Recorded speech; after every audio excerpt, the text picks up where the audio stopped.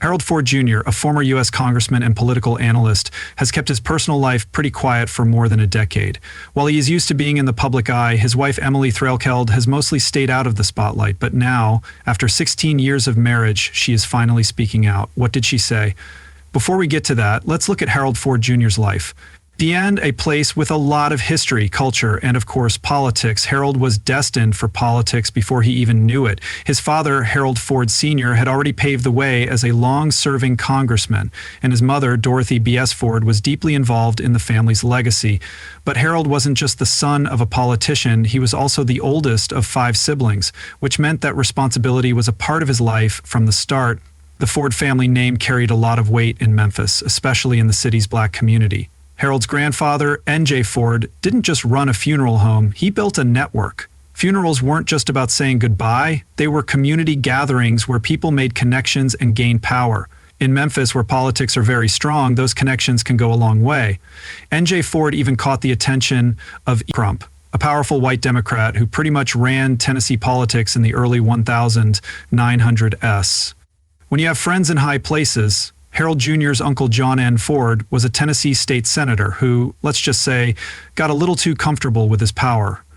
In 2007, he was caught up in the Operation Tennessee Waltz scandal, a federal bribery case that shook Tennessee politics. Imagine growing up in a family where politics were always talked about. Thanksgiving dinner must have been crazy. Did Harold Jr. see his uncle's fall as a lesson, or did it just make him more powerful? Harold Ford Jr. saw his family's political successes and failures firsthand, but he worked hard to make his own. After high school, he went to the University of Pennsylvania and earned a degree in American history in 1992. But instead of becoming a historian, he became a politician.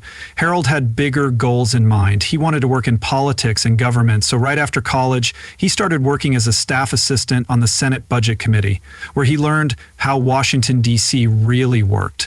By 1993, he had landed a job as a special assistant at the U.S. Department of Commerce, where he learned even more about how the government worked. But Harold still wanted more. He knew that having a law degree would give him an edge in politics, so he went back to school to get it.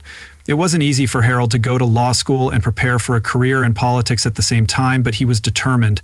There was only one problem: the bar exam.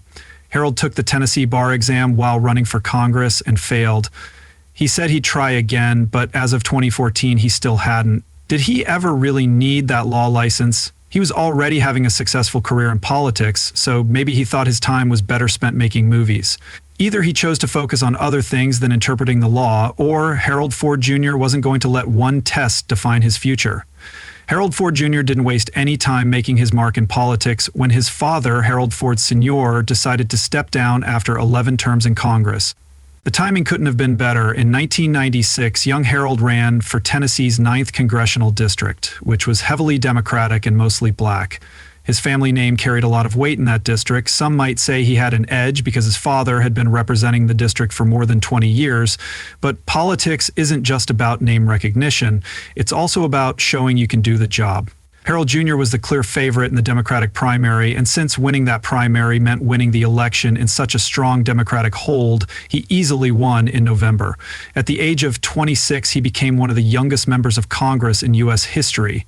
He worked hard and represented Tennessee's 9th District in Congress for 10 years, from 1997 to 2007. During that time, he became known as a moderate Democrat who could win over both liberals and conservatives. He became a rising star in the Democratic Party and even became chairman of the Democratic Leadership Council, a group that pushed for centrist policies. Harold Ford Jr. may have been young, ambitious, and politically savvy, but even the most promising politicians don't make it through their careers without some problem. A few bumps along the way. One of the biggest problems he had was traveling. In Washington, even a plane ticket can get you in trouble. From 1998 to 2003, Ford took more than 60 privately paid trips to different places for work and political events. Now, taking trips isn't the problem. Many politicians do it. The problem was that he allegedly didn't file the required travel disclosure forms with the House clerk as required by ethics rules. And for 5 years, no one found out about it.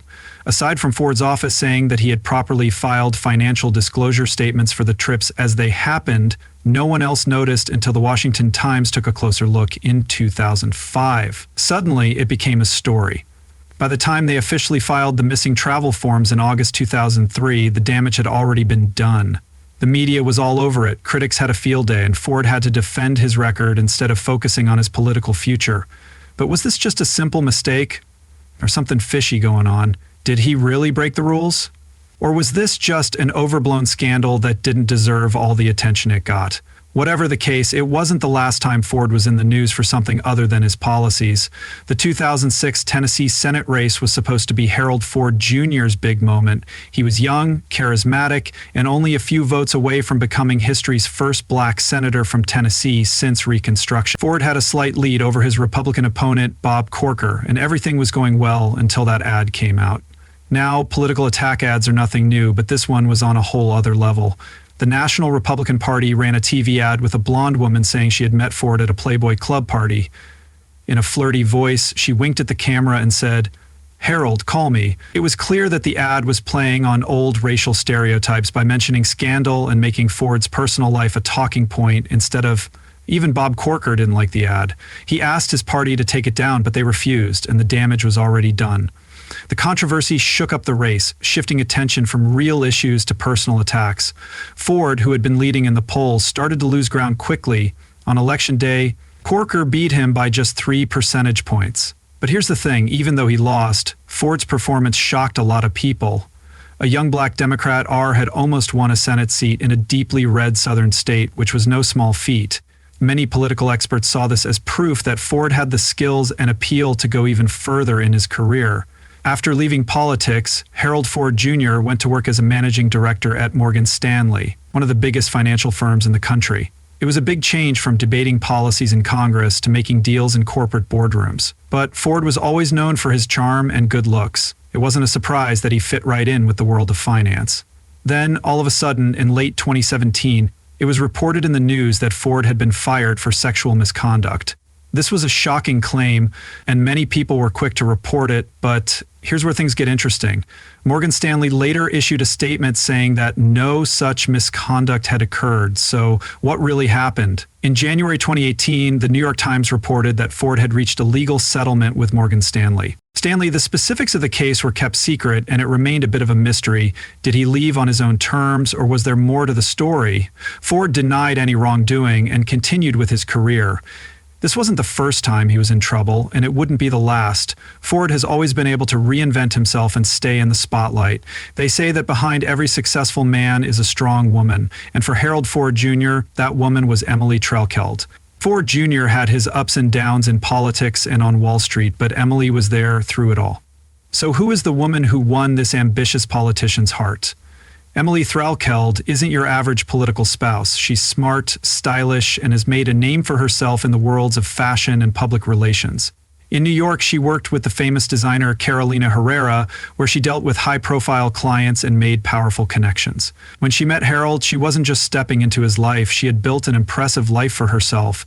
They started dating and got engaged in 2007, and on April 26, 2008, they married in front of family, friends, and many political figures. They were a power couple. He had a background in politics, and she was charming and good at public relations. Together, they were a force to be reckoned with. But Emily wasn't just standing there. She was actively involved in his Senate campaigns, helping to shape his image, and while he gave speeches and debated policies, she worked behind the scenes to make sure everything ran smoothly. After all, every great politician needs a great strategist by their side.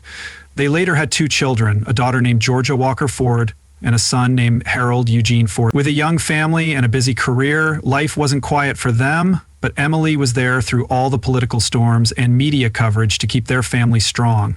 People have always been curious about Emily Trelkeld. Unlike many political spouses who love the spotlight, she has kept a low profile, leaving people to wonder who the real woman behind Harold Ford Jr. is. Some say she's just a quiet, supportive wife, while others think she's the brains behind the operation. Let's take a closer look. Before she became Mrs. Ford, Emily was making waves in the fashion world. She wasn't just going to fancy events, she was working behind the scenes. It was her job as a publicist at Nina Ricci, the famous French fashion house, to make sure that Hollywood's biggest stars always looked their best. Imagine working with A-list stars like Jada Pinkett Smith and Renee Zellweger. That was before she was shaping political campaigns and red carpet looks. Her job wasn't just about choosing pretty dresses. It was about building brands, managing reputations, and making sure that the right people were seen wearing the right things at the right time. She was a strategist, which came in handy when she went into politics. After making a name for herself at Nina Ricci, Emily went to work for Carolina Herrera, who was also a powerhouse in the fashion industry. She continued to work as a publicist, helping to run campaigns, promote collections, and keep the brand in the public eye. She knew how to handle high-pressure situations, whether she was in the fast-paced world of fashion or the unpredictable world of politics. But why did she do this? What made her leave the glitz and glamour of the fashion industry for a life of political campaign speeches and constant attention? Did she ever imagine that one day she'd be married to a rising political star and raising a family in the public eye? Emily doesn't say much, but her actions say a lot. She's always been one step ahead, carefully balancing a career, a marriage, and a family while keeping her personal life private. But how does she really feel about the attention that comes with her job? The attention that comes with being married to a politician is something Emily has talked about a few times, and it's clear that she takes living in the public eye very seriously. From the start, she knew that her life would be watched closely. When you marry a politician, everyone is interested in everything about you, including your life, your opinions, and your choices. But Emily has handled the attention with grace. She's not the type to hide. She doesn't actively seek attention, but she has said in interviews that while the attention can be overwhelming at times, especially during major political campaigns, she prefers to support her husband from the background rather than the front. Being married to a politician comes with its challenges, including the constant public scrutiny, the pressure to keep up a certain image, and the never-ending political debates at the dinner table for someone who spent her early career working in the private sector. Emily had a career in fashion, working with Hollywood stars. She never planned to be in politics. But what about the criticism that comes with being married to a public figure? After all, the more famous you are, the more people have an opinion on your life. Has Emily ever felt the pressure of judgment? Well, it's safe to say that she has learned to tune out the noise. She knows that politics isn't always kind and that the spotlight can be harsh, but Emily's not the type to let that bother her. She's learned to put her family, her values, and her work first. Emily Threlkeld isn't just a politician's wife or a fashion industry insider. She's also a businesswoman with a heart for giving back and an eye for style. And let's be honest, who doesn't love someone who can mix business with compassion? In 2009, Emily took a leap into the world of entrepreneurship by co-founding a swimwear brand called Basta Surf. This wasn't just another swimwear brand. The collection of bikinis was a high-end, stylish brand created with the help of famous designer Samantha August. They weren't just selling swimwear, they were selling a way of life that combined elegance, adventure, and confidence. Imagine walking onto the beach in a perfectly designed swimsuit, knowing that it was made by someone who used to dress Hollywood stars. Sounds fancy, right? But fashion wasn't Emily's only focus. She was also her husband's director of research, which was a very important part of his career. Choosing dresses for red carpet events to studying political strategies and campaign details is a big change. But Emily handled it with ease, showing that she could succeed in any field. And here's where things get even more interesting. Emily isn't just interested in business and politics. She's also deeply involved in philanthropy, giving back to the community in meaningful ways. She has helped the American Cancer Society and the Metropolitan Museum of Art. It doesn't matter if she's helping to fund cancer research, protect culture, or make sure everyone has access to information. She's made a difference in places that really count.